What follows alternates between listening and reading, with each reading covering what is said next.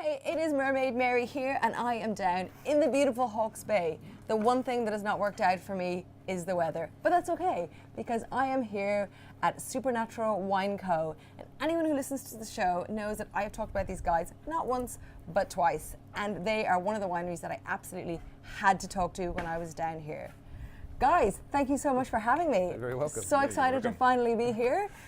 Tell me a little bit about, Supernatural Wine Co. Where did that come from? What was the inspiration behind the name? The name, well, when we knew we wanted to go down the natural wine path, we wanted the word natural in the name, so we were tossing around lots of different ideas. Actually, it was me and our original winemaker, Gabrielle, setting up we got told by our design company in-house in Auckland that our previous name, &Co, was terrible. And therefore we needed a better name. Supernatural came to me probably after about the third glass of wine in a fit of inspiration. Great things happen after the third glass of wine, exactly. I find. This is a beautiful point of magic there. The creative juices were great. We decided to rebrand the whole company Supernatural Wine Co. And we did that in 2014 or 15? 14. For us it's about honesty, it's about what we're doing.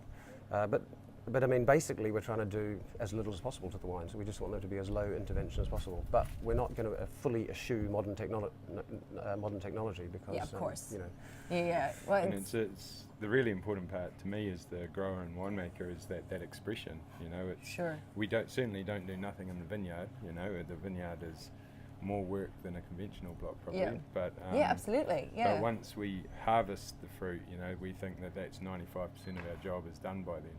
That's amazing. And if we have problems, we fix it in the vineyard. We don't try and fix it in the winery. So it's just an expression of sight, an expression of variety, and an expression of the vintage as well, which is a really important thing for us.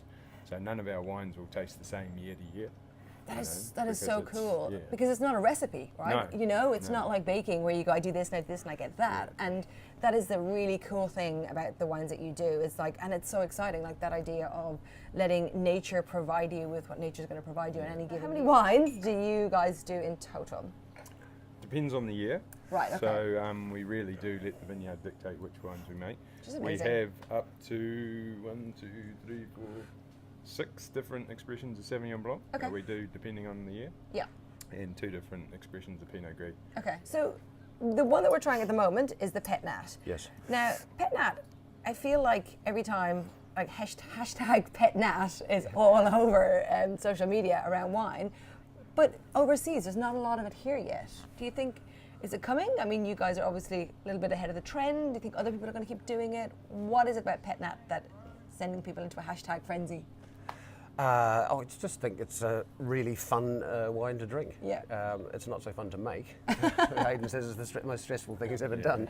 Well, there you go. It's never as easy as it looks. But it is definitely a craze overseas for sure. But like natural wine, I don't think it's a craze. It's not a passing fad. Totally, it's not a trend. Because people are getting better at making them, and obviously there's a whole variety of styles across the Pet Nat. There's some pretty wild and yeasty, funky ones. Yep. Whereas ours it's yeasty, obviously, but it's I guess with all of our wines, we're trying to make sort of slightly clean, refined versions of the natural wines. Right. And can you explain what a Pet Nat is? I'm going to let Hayden do that. Ah, excellent. Hayden, could you explain what a Pet Nat is? It basically just means a natural sparkling wine. So in the process of making champagne, you would add back sugar once you had the base wine, and that would re-ferment to give you the bubbles, whereas the Pet Nat just means that it's fermented through to it's got X amount of natural sugar, depending on how much fizz you want, and then it's bottled straight away. So it comes out of the tank into the bottle, still cloudy, still fermenting, and it just finishes in the bottle. Put the crown seal on, that creates the pressure. Yeah. Dissolves the CO2 into the wine. Pet Nat. Pet Nat. So it's probably not clear that it's not clear, if that makes sense. But it's not clear that it's actually a little bit cloudy in the glass. So if you see that in a natural wine, that's not a bad thing. Well, tell me about the Super Nat. Well, I mean, that's just, we were lucky because we, it's a shortened version of the Supernatural, really, and obviously it's a Pet Nat.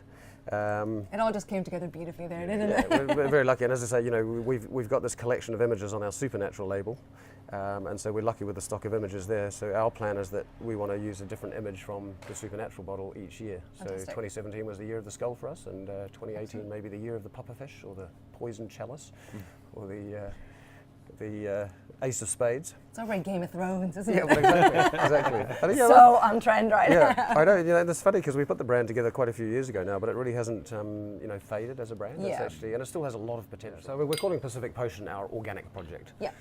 So these are not technically natural wines because we've used inoculated yeast rather Okay. than wild. Yeah. So it's much harder to work with wild yeast because it's an unpredictable beast. And, Right. and it's in the air, it's in your vineyard, it's Yeah. everywhere, you know. So Yeah. we try and utilise what grows here because we think that will then in turn give us the truest reflect. Again, lower alcohol, so Yep. it's got that sort of slightly green apple-y and Yep.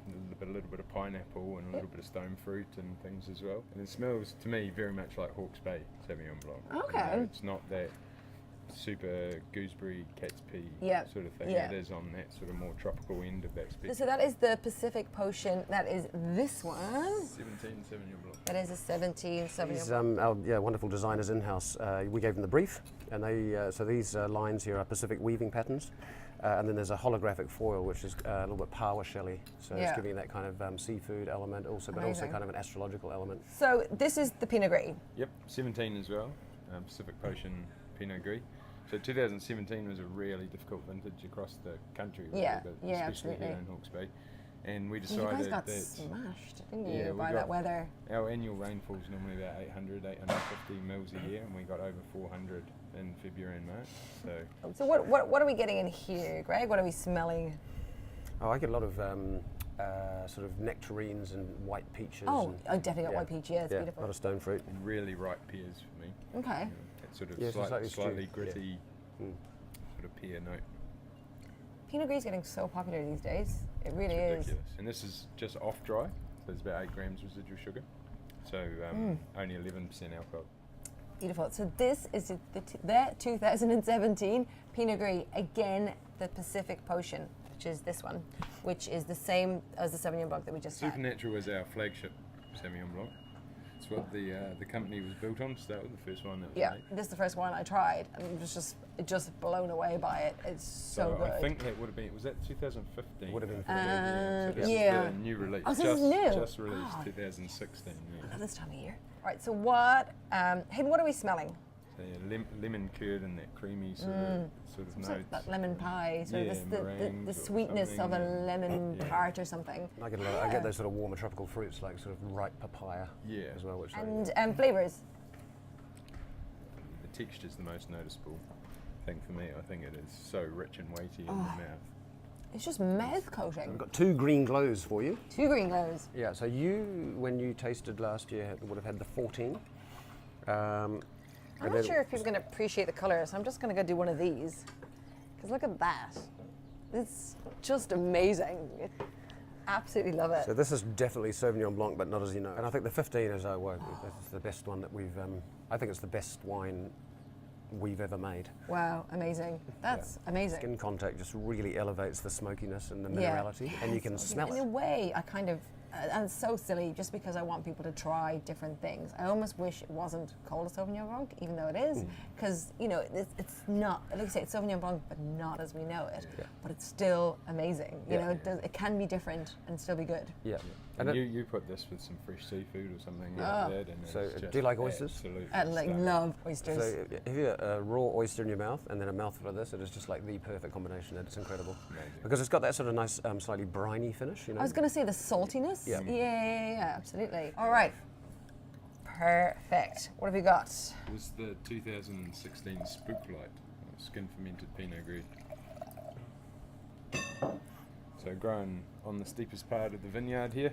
That orange is just amazing. Stunning, isn't it? Like, for some reason, I thought it was rosé, and now I see it, and I'm like, that Yes. is the most amber. Like, that is insane. That is so beautiful. Yeah, we actually prefer the term amber wines to orange wines. Yeah. But orange wine seems to be the one that's been picked up more by Yeah, people.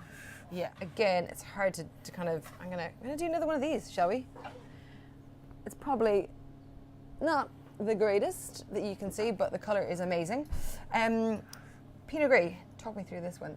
So not many people know that the Pinot Gris grape is actually pink. You know, Yep. most people presume it's white, White, due to yep. it being the majority of the production.